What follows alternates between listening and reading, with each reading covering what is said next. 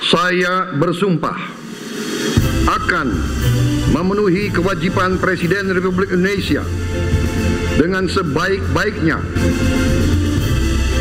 Pengeluaran-pengeluaran yang mubazir, pengeluaran-pengeluaran yang alasan untuk nyolong, saya ingin dihentikan, dibersihkan.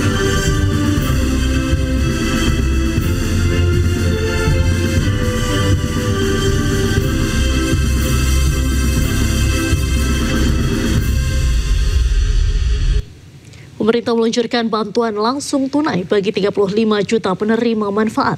BLT senilai 300.000 ini akan diberikan pada bulan Oktober hingga Desember dan mulai dicairkan pada minggu depan.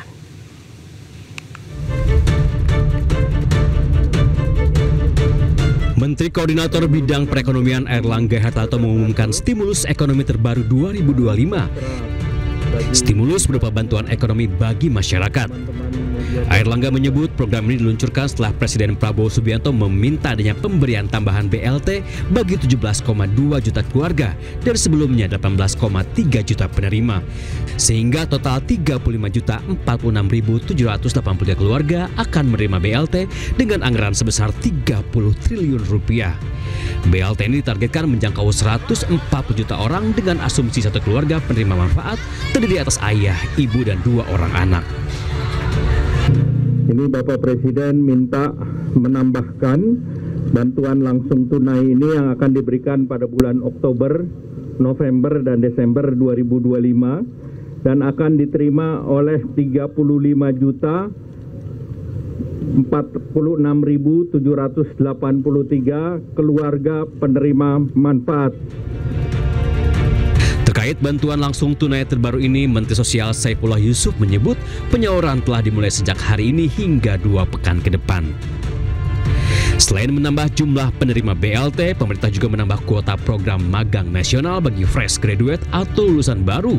Dari kuota 20.000 peserta pada tahap 1 yang dimulai pada bulan Oktober ini, maka di bulan November mendatang, pemerintah kembali membuka program magang berbayar dengan perluasan kuota hingga 80.000 peserta.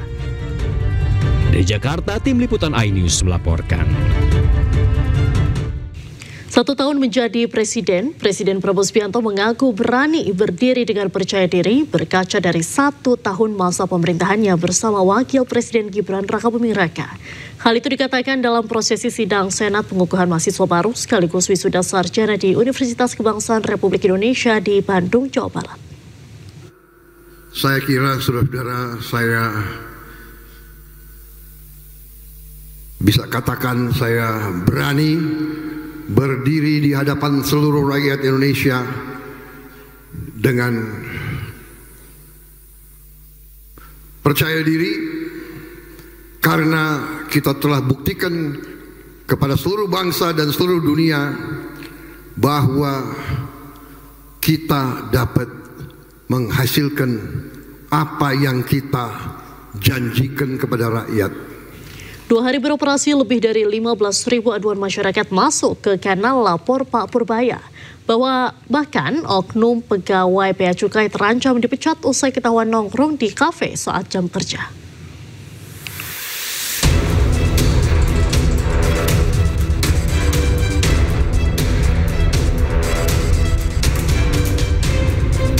Baru 2 hari beroperasi, kanal lapor Pak Purbaya, layanan sarana masyarakat untuk sampaikan keluhan atau kendala terkait bea cukai dan pajak dibanjiri belasan ribu aduan. Dari 10 laporan yang ingin segera ditindaklanjuti, ada 1 laporan di mana pelapor menyebut melihat petugas bea cukai yang tiap hari nongkrong di Starbucks, lengkap dengan laptop dan membicarakan bisnis aset.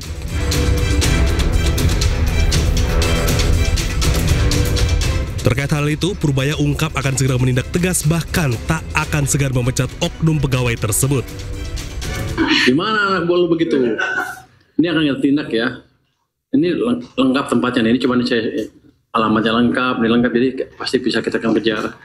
Jadi saya baru tahu, walaupun kita udah mau gebrak-gebrak, masih ini di bawah seperti ini, artinya mereka nggak peduli. Dianggapnya saya main-main. Bilang,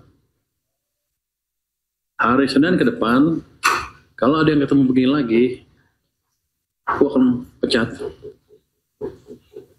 Walaupun katanya mencat pegawai negeri susah, saya akan pecat. Saya persulit hidupnya. Masa nongkrong di Starbucks berpakai seragam, gak kira-kira lo. Sebelumnya, Menteri Keuangan RI Purbaya Yudisadewa meluncurkan layanan pengaduan bernama Lapor Pak Purbaya. Masyarakat dapat langsung mengirim laporan melalui WhatsApp di nomor 0822 4040 6600. Setiap laporan harus mencantumkan nama lengkap dan email supaya dapat ditindaklanjuti oleh tim Kementerian Keuangan. Tim Liputan iNews melaporkan. Indonesia terus tingkatkan kemampuan pertahanan negara. Menteri Keuangan Purbaya Yudisadewa anggarkan pembelian pesawat tempur buatan Cina.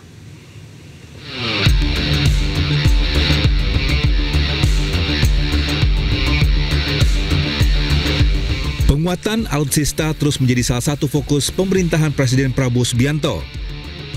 Pertahanan udara Indonesia pun akan diperkuat. Menteri Pertahanan Syafri Samsudin berencana membeli pesawat tempur J-10 Chengdu buatan China. Rencana ini pun telah disetujui oleh Menteri Keuangan Purbaya. Bahkan Purbaya pun telah mengalokasikan anggaran pembelian pesawat tempur pada APBN 2026. Kalau untuk yang tahun depan sudah kita setujui. Ini nggak tahu pakai yang mana, tapi sudah cukup banyak anggaran mereka. Berapa kemarin? Sekian.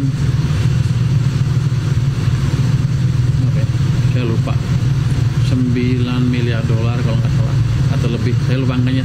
Tapi sudah disetujui, jadi harusnya sudah siap semua untuk yang itu. Tapi saya nggak tahu ini baru lagi apa enggak, termasuk yang itu apa. Tapi kalau ya harusnya sih, yang disebutkan sudah masuk yang dianggarkan itu harusnya sih. Tapi yang sudah cek lagi apa dia mau impornya tahun depannya lagi atau kapan. Tapi yang dia minta selama ini sudah kita penuhi. Jet buatan negeri tirai bambu ini dilengkapi berbagai macam senjata termasuk PL-15. PL-15 adalah rudal udara jarak jauh yang memiliki jangkau 200 hingga 300 km. J-10 Chengdu pernah digunakan Pakistan untuk menembak jatuh jet tempur Rafale dan Su-30 saat konflik berkecambuk dengan India pada Mei lalu. Tim Liputan iNews melaporkan. Saya bersumpah akan memenuhi kewajiban Presiden Republik Indonesia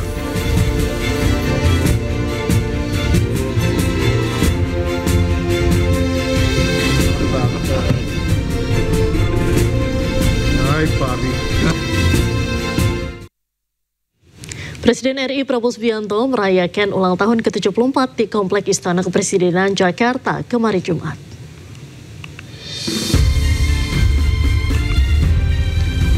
Melalui akun media sosial Instagram, Presiden Prabowo Subianto membagikan momen perayaan sederhana yang dihadiri orang terdekatnya, putra sematawayang Didit Hadi Prasetyo dan ada pula Titik Soeharto. Selain itu sejumlah pejabat juga nampak hadir, mulai dari Wakil Presiden RI Gibran Rakabuming Raka, Menteri Sekretaris Negara Prasetyo Hadi, Sekretaris Kabinet Teddy Indra Wijaya, hingga utusan khusus Presiden Bidang Pembinaan Generasi Muda dan Pekerja Seni Raffi Ahmad. Prabowo mengucapkan terima kasih atas segala ucapan, doa, dan harapan yang telah diberikan di hari ulang tahunnya. Ia pun mengungkap rasa syukur tersebut menjadi sumber semangat dan kekuatan Prabowo untuk terus mengabdi kepada bangsa negara dan seluruh rakyat Indonesia.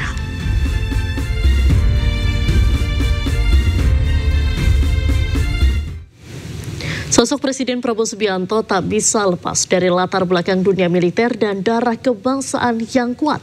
Namun di sisi lain, ia juga dikenal sebagai pecinta kucing.